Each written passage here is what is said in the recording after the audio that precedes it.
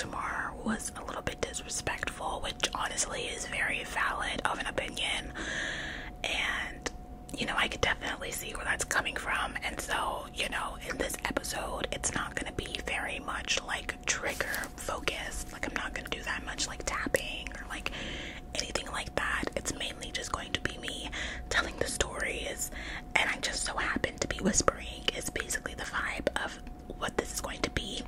And if I do continue to do these in the future, I definitely think that I would not be doing ones that are like extremely brutal, like murders or anything like that.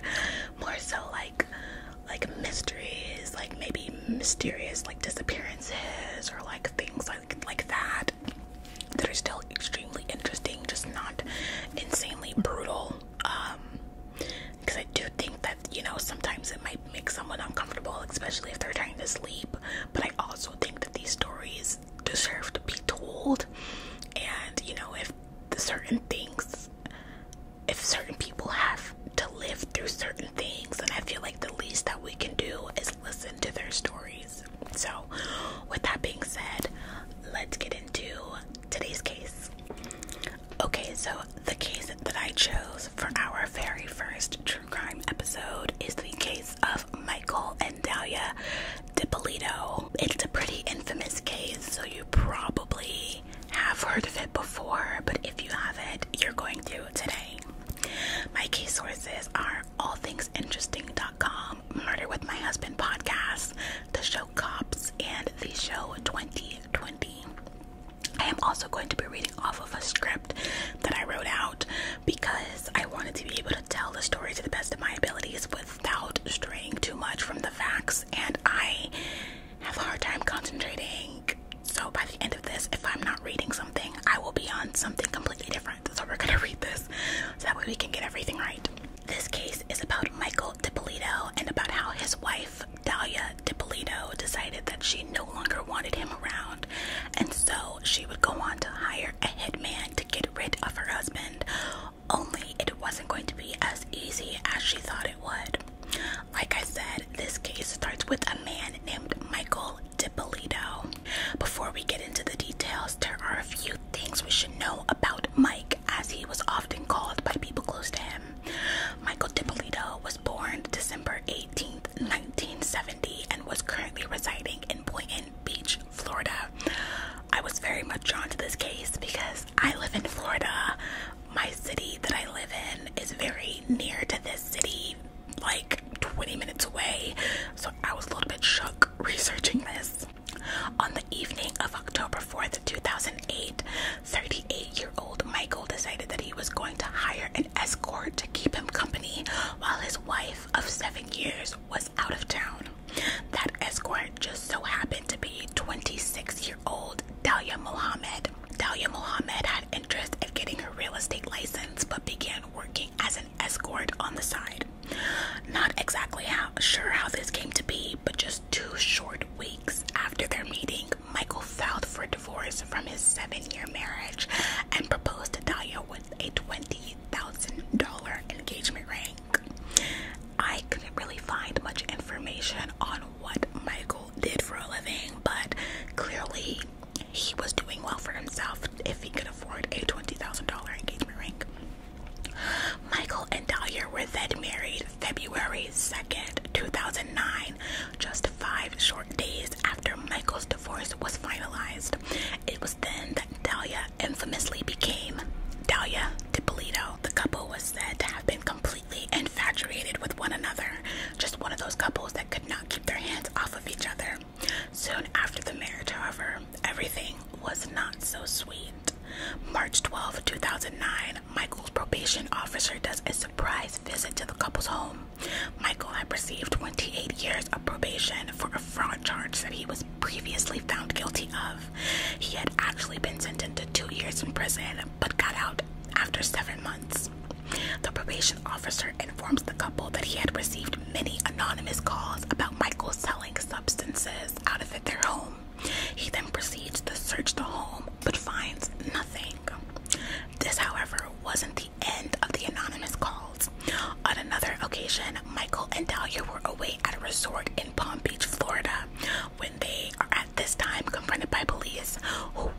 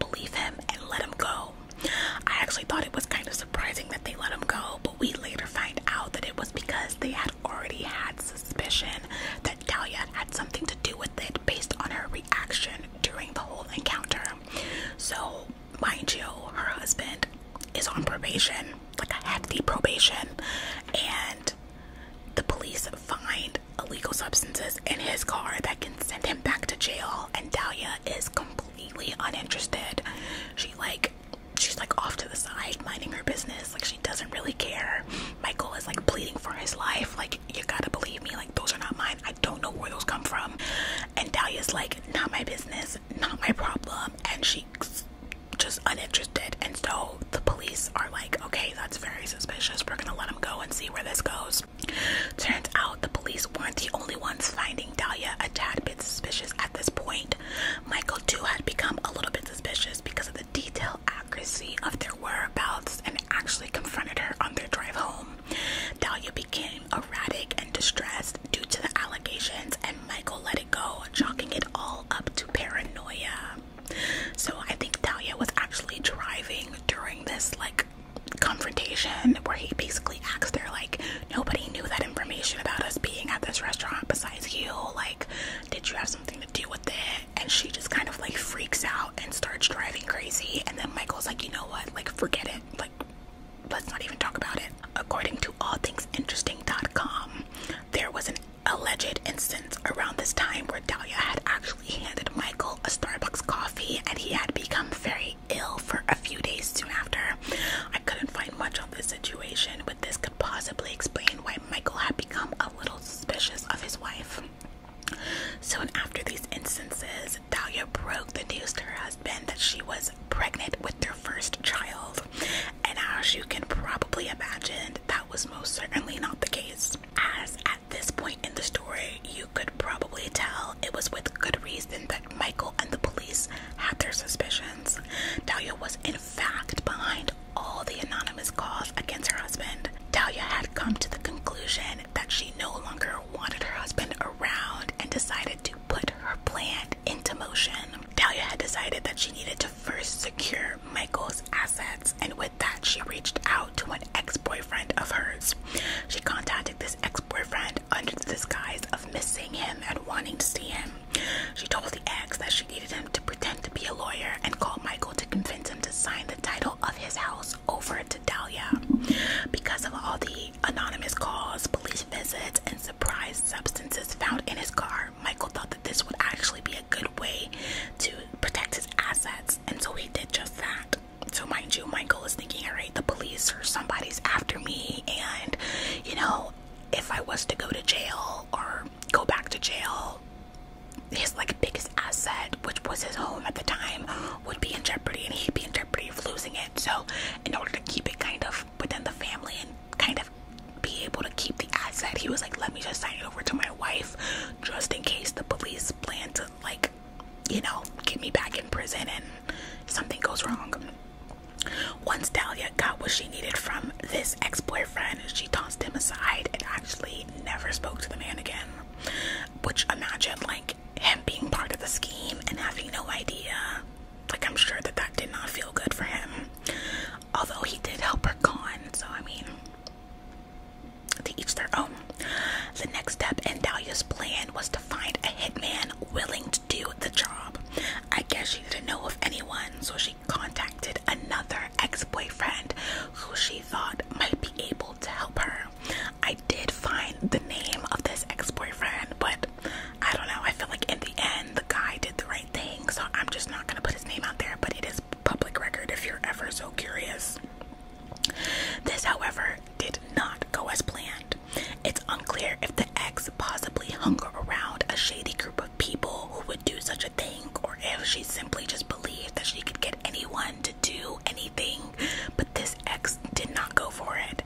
Instead, he drove straight to the police and told them everything, because at this point it would simply be a he said, she said situation with no proof. The police decided to set forth a sting operation. A sting operation is basically like an undercover like setup to catch someone doing something illegal.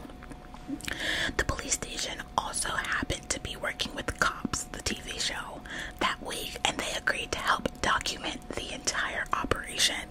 They set up a hidden camera in the ex-boyfriend's car to capture everything. On July 30th, in a random gas station parking lot, Dalia and the ex-boyfriend met up to discuss things further. It was then that she gave him a $3,000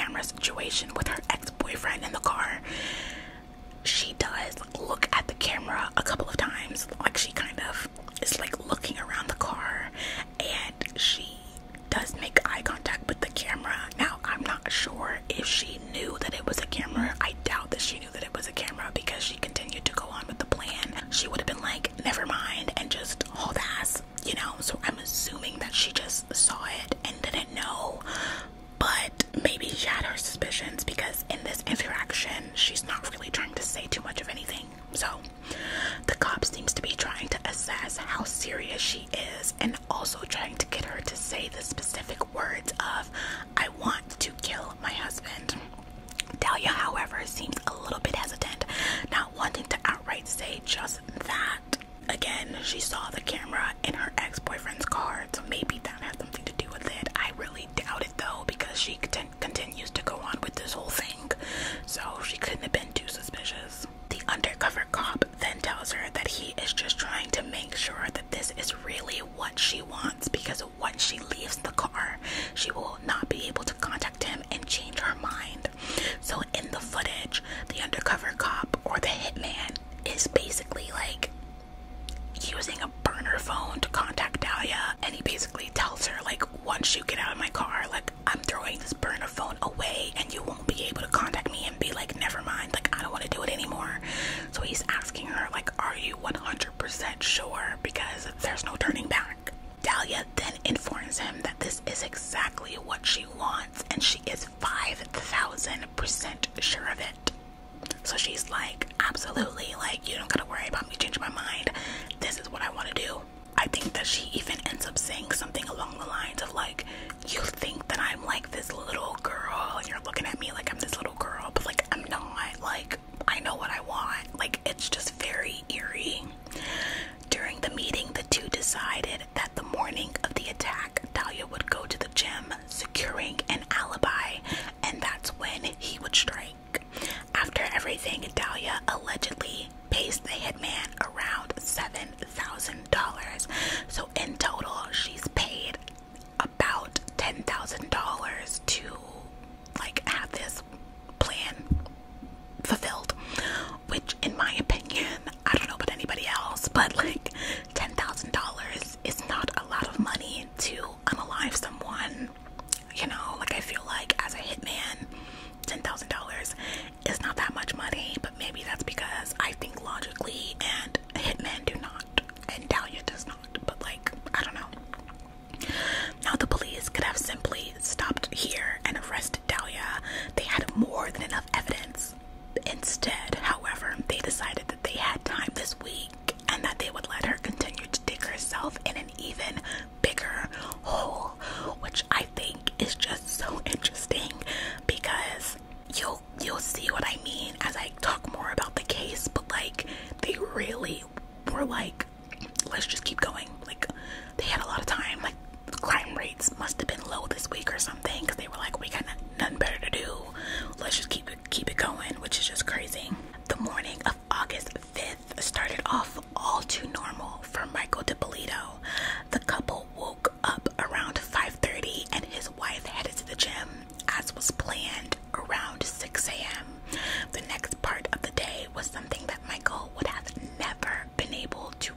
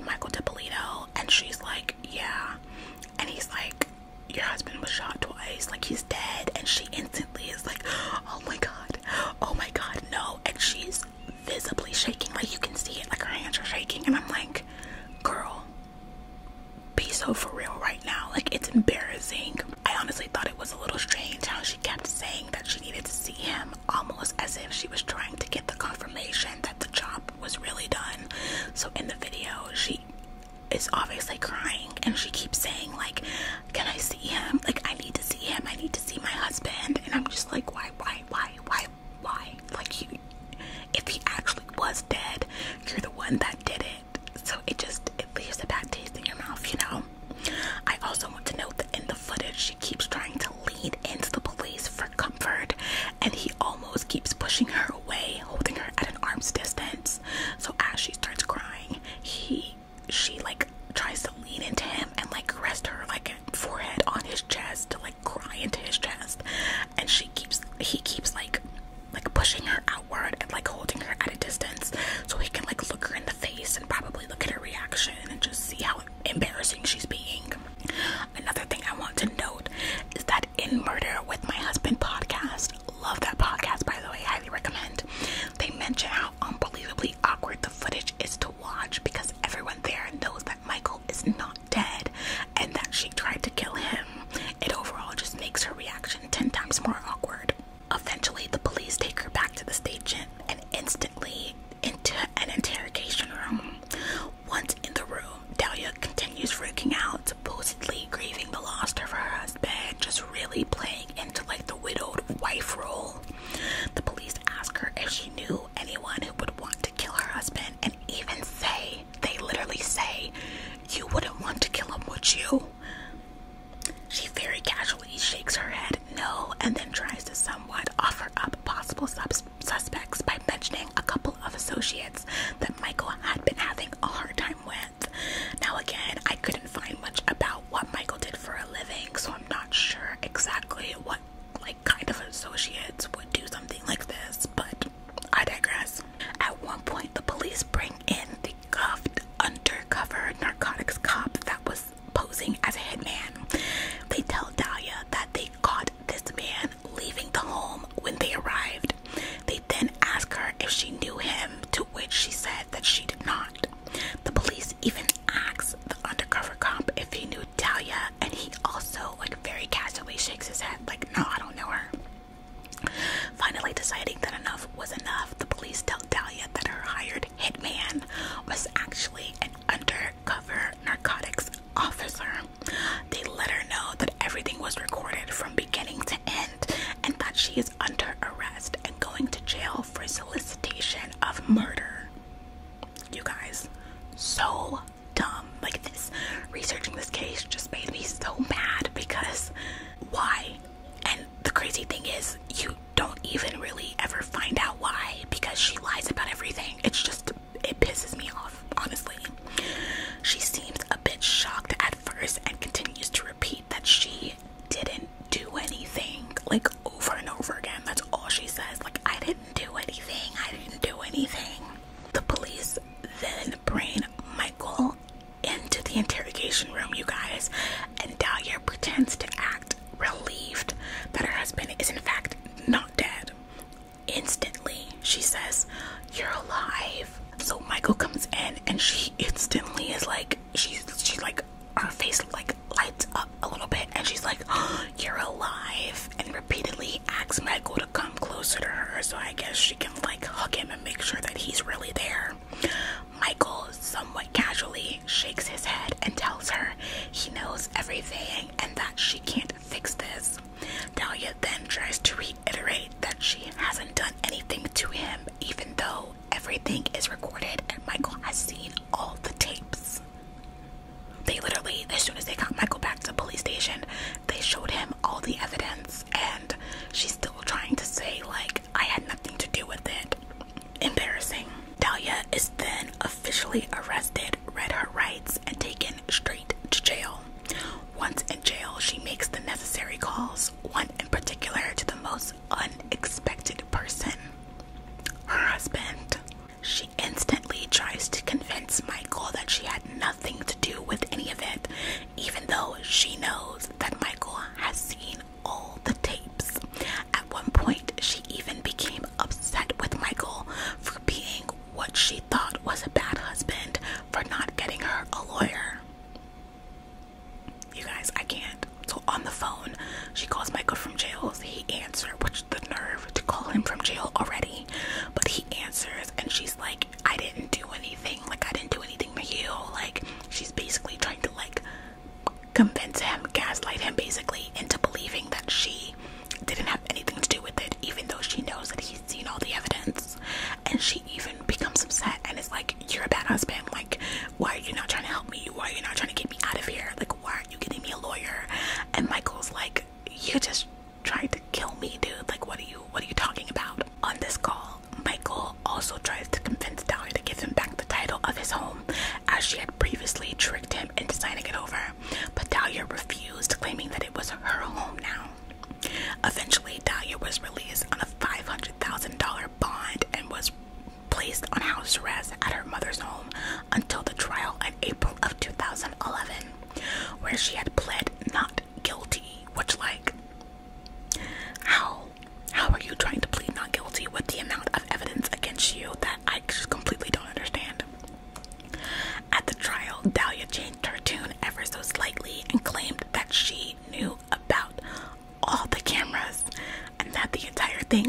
actually some sort of prank planned by Michael because he wanted to be famous and on TV. She claimed everything went too far and the police got involved, and Michael backed out, saying he knew nothing about it, so he wouldn't get in trouble. Instead of like, she could have probably pled guilty and got like some sort of like deal and not, maybe got less time, who knows. Then again, maybe not, because they had so much evidence that it didn't really matter. But instead of doing that, she pleads not guilty, and it's like, actually the whole thing, like Michael was in on it, like it was actually his idea, like it was just a prank, and we were gonna like post it on social, like online, I guess, and you know, he just wanted to be famous, so it was gonna be like an internet prank basically, and so we could be on TV. But like then the police got involved and Michael backed out and said that he didn't know about it, so he wouldn't get in trouble, but it was actually his idea. Like, how narcissistic are you? Not sure if she really believed that anyone would buy that story, but luckily no one did. After 3 hours of deliberation, Dalia was found guilty on all charges. She was then sentenced to 20 years in prison, all the while still claiming her innocence.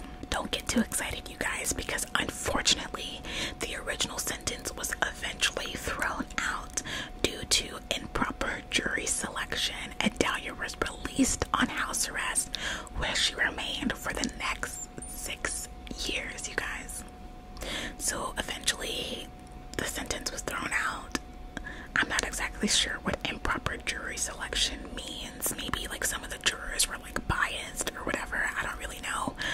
But they had to release her, and she was on house arrest for 6 years, you guys. She lived a normal life, not a fully normal life because she was on house arrest, but she was a free woman for the next 6 years. Why 6 years? Like, that's crazy to me. Allegedly, the house arrest was rather lenient, as she was able to visit her mother at work and even had a child in that 6-year time frame. Finally, after many obstacles, on July 21st, 2017, Dalia was sentenced to 16 years in prison without the possibility of parole. She probably would have gotten parole had she admitted to what she did and been remorseful about it, but like I said, she was claiming innocence the entire time, lying about it, saying that it was a prank, and so because of that, they were like, no parole for you. So there's that.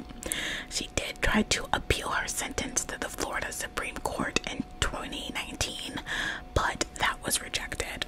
She is set to be released August of 2032, where she will be 50 years old. Crazy. Dalia was an extremely narcissistic woman who thought that she could convince anyone of anything or to do anything, and in the end got the justice that she deserved. I also want to mention that in Michael's witness statement, he talked about how he really wanted nothing to do with her and just wanted his house back. Michael was actually like not extremely forgiving, but he was just really trying to wipe his hands clean of the whole situation and just move on with his life. But Dalia really wanted to like drag it as hard as she could. Again, she was such a narcissistic woman that she just really believed that she could just convince this man who saw all the evidence that it was all a lie, which is just, there's something wrong with her. Thankfully, he was eventually given back the title to his home. Michael has since been remarried to the love of his life and is working every day to continue to better himself. This case became very sensational and at some point so ridiculous that it makes you chuckle. But I think it's also important to remember that had that ex-boyfriend not gone straight to the police, this could have ended very differently. I am so grateful for Michael that it did not. And that is the case of Michael DIPPOLITO and how his wife tried to hire a hitman to kill him.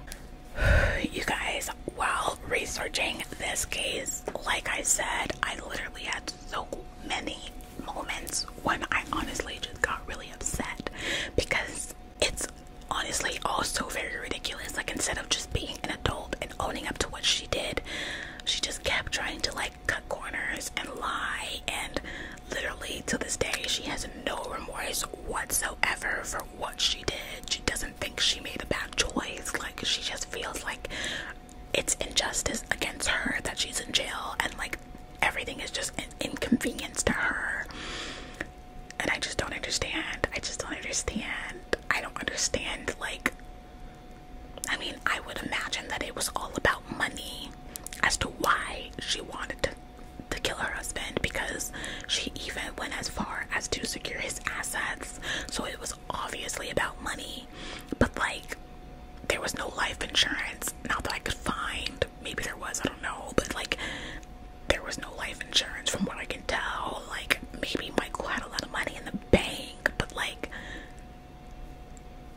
all of this for a house, it can't be about just the house. Like, there's gotta be, like, he has to have like money in the bank or something, because all of this for a house, like, are you kidding me? I don't know, I just don't understand it. But it's not meant for me to understand, because I'm not someone who would obviously do something like that. So anyway, I hope that you guys enjoyed this video. I actually really enjoyed writing out that script and like doing the research on these cases. So let me know if this is something that you would want to see more of in the future, and we can definitely do that. I'm also going to try and post a non-ASMR version of this on my other channel if you don't want to hear me talking about Hitman in a whisper tone, which is completely understandable. Then I'm gonna try and post a non-ASMR version on my other channel, just for people who don't like ASMR but are interested in true crime, or true crime ASMR makes them uncomfortable. So if you still want to hear the story, I'm gonna try and post it on that channel. But let me know what you guys